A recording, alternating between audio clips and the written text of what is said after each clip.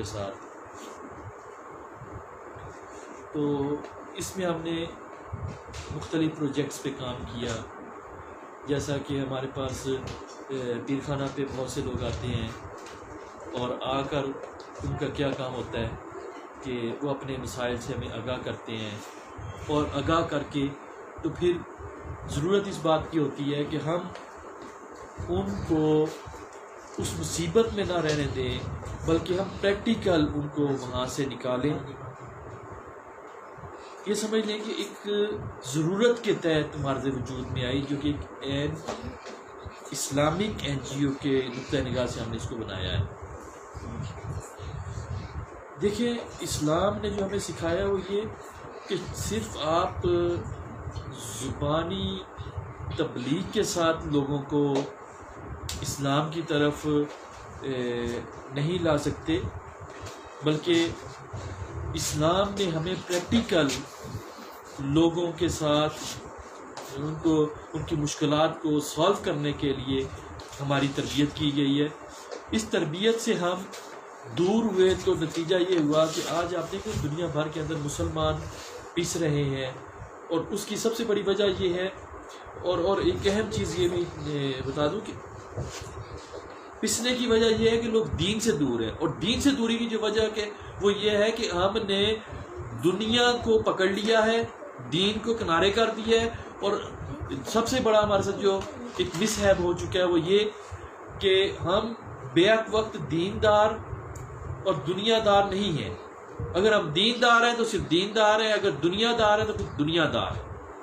تو اسلام کو ہم لوگوں میں ڈسٹریبیوٹ کر چکے ہیں کہ اگر کوئی مسلمان ہے، کوئی دیندار ہے، تو وہ ایک خاص طبقہ ہے، وہ دنیا سے بالکل بالا تر ہے، اور جو دنیا کو سمجھنے والے ہیں وہ صرف دنیا جانتے ہیں، دین کا انہیں کچھ پتہ نہیں. اس وجہ سے یہ پرابلم ہوا کہ آج ہم تبلیغ اگر کرتے ہیں اس تبلیغ کا اثر بھی نہیں ہوتا. ایک بھوکا ہے، وہ اس کو بھوکی پڑی ہے، اس کو اپنا پیٹ ستا رہا ہے، ہم اس کو تبلیغ کرتے ہیں، وہ اس امید میں رہتا ہے کہ مجھے کھانے کا کچھ مل جائے. اگر کسی کی بچی گھر میں جوان ہے، اس کی شادی میں پریشان ہے، ہم اس کو تبلیغ کرتے رہتے ہیں، تبلیغ کا اثر نہیں ہوتا. کیوں؟ وہ پریشان اس معاملے میں ہے کہ کوئی ایسا مسئلہ ہو جائے، کوئی ایسا معاملہ بن جائے، میری بچی بھی آئی جائے. تو ہمارے اس معاشرے کے اندر یہ بہت سے مسائل تھے. ان مسائل کو ہم نے جب دیکھا تو پھر ہم نے پروگرام بنایا، کیوں نہ ایک ایسی اسلامک این جی او بنا دی جائے جو دینی اصلاحات تو کرے، لیکن جہاں پر فائنانشلی لوگوں کو پرابلمز آئے ان کی وہ بھی دور کی جائیں، تاکہ پریکٹیکل لوگوں تک اسلام کو پہنچایا جائے. اس کی بڑی مثالیں یہاں پر موجود ہیں. بلکہ میرا ایک وزٹ ہوا سندھ کے ایک ایریے کے اندر، تو وہاں پر مجھے دیکھ کے یہ حیرت ہوئی، ایک بہت بڑا قبیلہ وہاں پر عیسائیت قبول کر چکا تھا.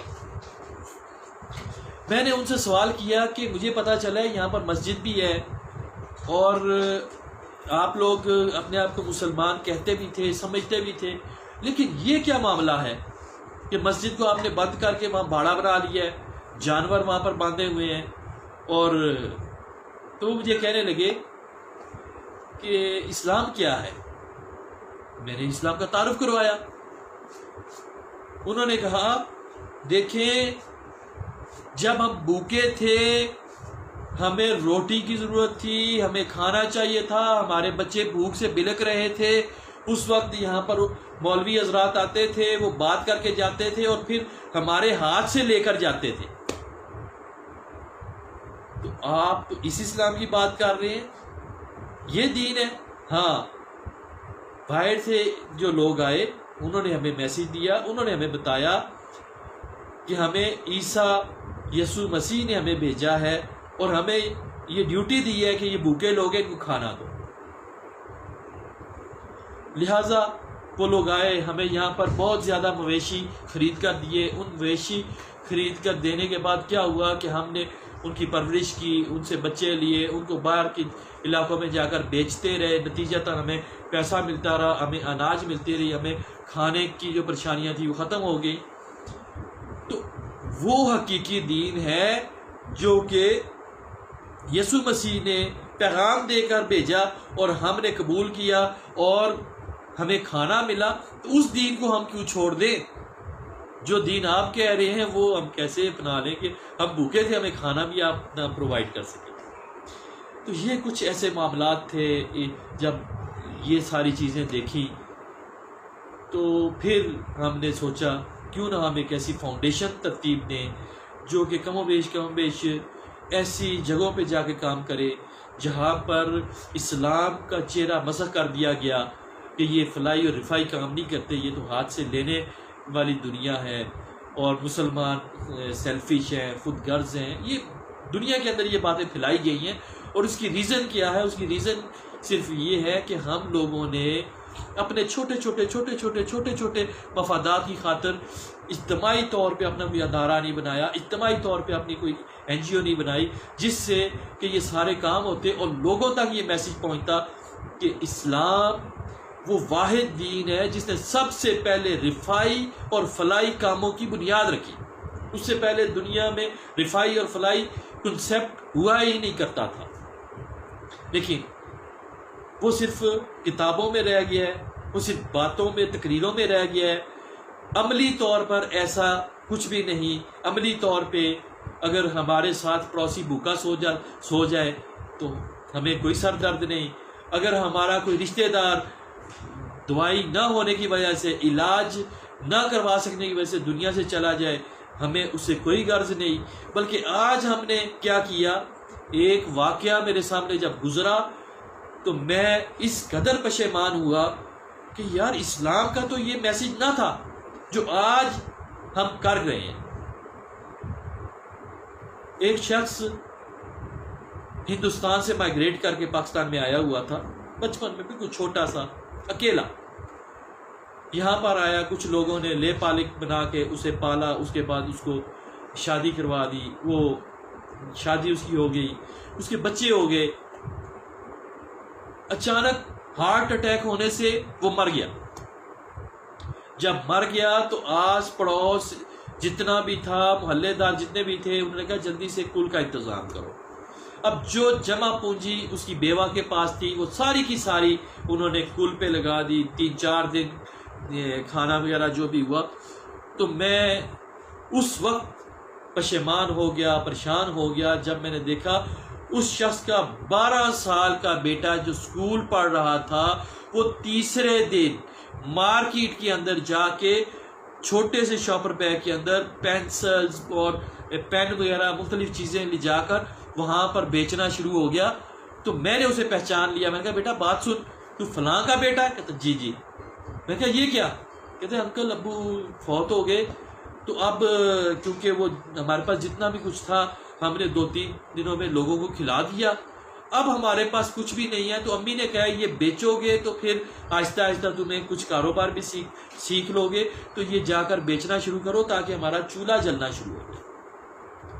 یہ آج ہم نے اسلام کی حالت کر دی ہے، جبکہ آقا دو جہاں صلی اللہ علیہ وسلم نے ہمیں یہاں تک سمجھا دیا کہ جس گھر کے اندر وفات ہو جائے 3 دن تک وہ سوگ میں ہے، 3 دن اس کے گھر کے اندر چولہا نہ جلے، 3 دن اگر تم پڑوسی ہو تمہارے اوپر فرض ہے ان کو کھانا کھلاؤ، اگر تم رشتہ دار ہو تمہارے لیے لازم ہے کہ ان کو کھانا کھلاؤ۔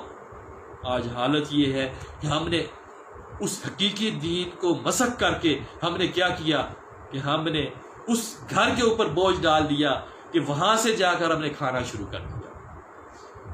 تو یہ کچھ ایسی چیزیں تھی جو کہ بنیادی ضرورت بن گئی کہ ہم ایک ایسا اسلامک ادارہ بنائیں جس سے کہ کم و بیش جو ہمارے اندر جو ہم لوگوں کی وجہ سے، ہم جیسے مسلمانوں کی وجہ سے جو اسلام کے اوپر کچھ دبے لگ رہے ہیں، اسلام کے اوپر جو الزامات لگ رہے ہیں، ان کو ہم دھو سکیں۔ تو الحمدللہ دارالاولیاء فاؤنڈیشن کے پلیٹ فارم سے ہم نے مختلف رفائی پروجیکٹس شروع کیے ہوئے ہیں، جس میں سب سے پہلا کام ہم نے یہ کیا، کیونکہ میرے پاس جب لوگ آتے تھے، اکثریت میں وہ لوگ آتے ہیں جب بھوک ان کے گھر میں ناچ رہی ہوتی ہے، تو پھر وہ آپ کے پاس آتے ہیں کہ جی ہمارے لیے کچھ اللہ توبہ کر دیں کہ ہم کچھ نہ کچھ اس قابل ہو سکیں کہ ہمیں کھانا ہی ملے۔ تو ہم نے کیا کیا کہ ہم نے ان لوگوں کی لسٹیں تیار کرنا شروع کی.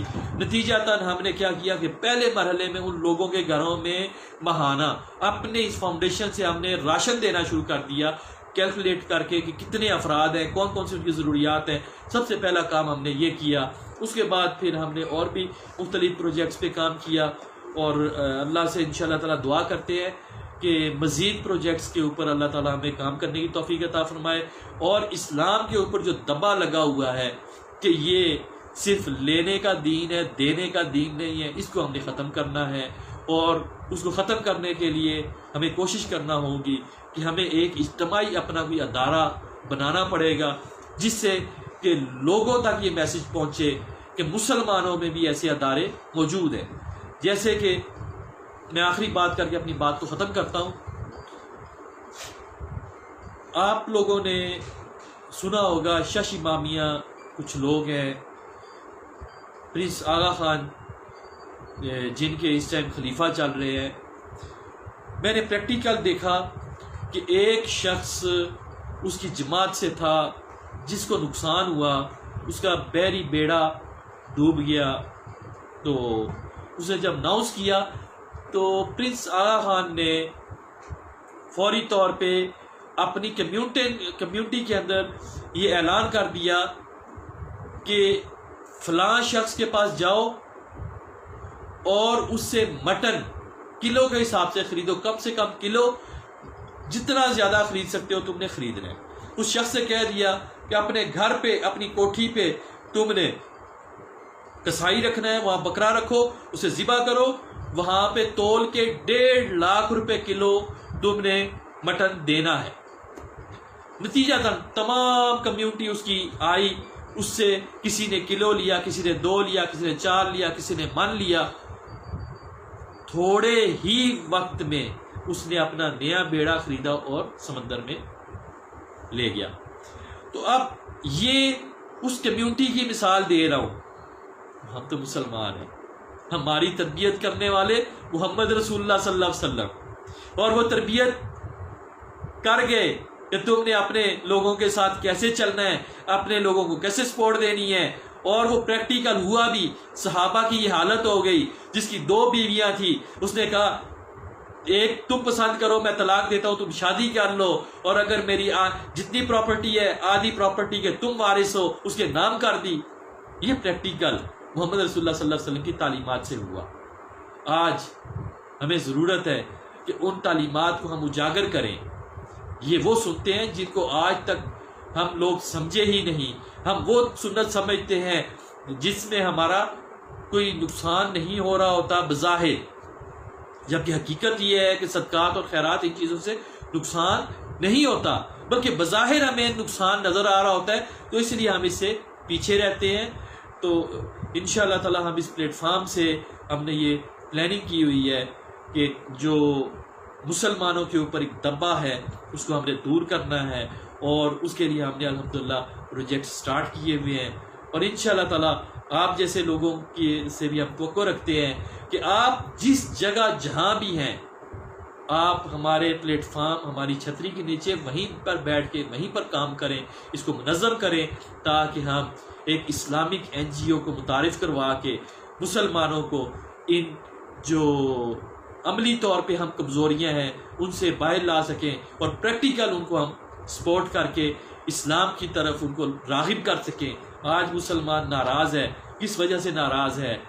کہ ہر پلیٹ فارم پہ اس کو ضرورت ہے, آپس میں اکٹھے ہو کر ان کو سپورٹ کی ضرورت ہے, ہم نہیں کر پا رہے.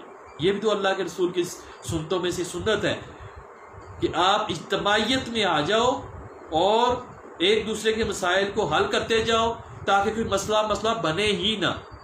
اور اسی وجہ سے نماز اگر ہے تو اجتماعیت کا نام ہے, روزہ ہے اجتماعیت کا نام ہے, حج ہے اجتماعیت کا نام ہے. تو ہم یہ سارا کچھ کر تو رہے ہیں, لیکن اس کے جو مقاصد سے وہ تھے وہ پورے نہیں کر رہے. ان کے مقاصد کیا تھے کہ مسجد میں آپ جاتے ہو, ایک امیر بھی ہے, ایک غریب بھی ہے, ایک پسا ہوا شخص بھی ہے, سب موجود ہے وہاں پر. لیکن جو امیر ہے وہ تلاش کریں کہ یہاں ہمارے ساتھ جو نمازی غریب ہے اس کی بچی جوان تو نہیں.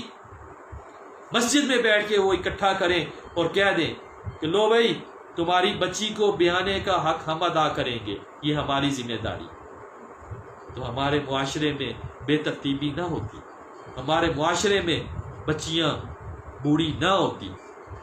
خیر ہم یہ ایک الگ ٹاپک بھی ہے، اس پہ ہم انشاءاللہ گفتگو کریں گے کہ اس میں جہیز کی لعنت ہمارے سر آ چکی ہے، جس کی وجہ سے لا تعداد بچیاں بڑھاپے میں جا رہی ہیں، اور اسی طرح معاشرے کے اندر ہم نے بچیوں کو ان کے حق دینا وہ ہم نے روک دیے ہیں، جس کی وجہ سے وہ اپنے گھروں میں بھی ذلت کی زندگی گزارتی ہیں۔ وہ الگ ٹاپک ہے، اس پہ انشاءاللہ تعالیٰ پھر بعد میں بات کریں گے۔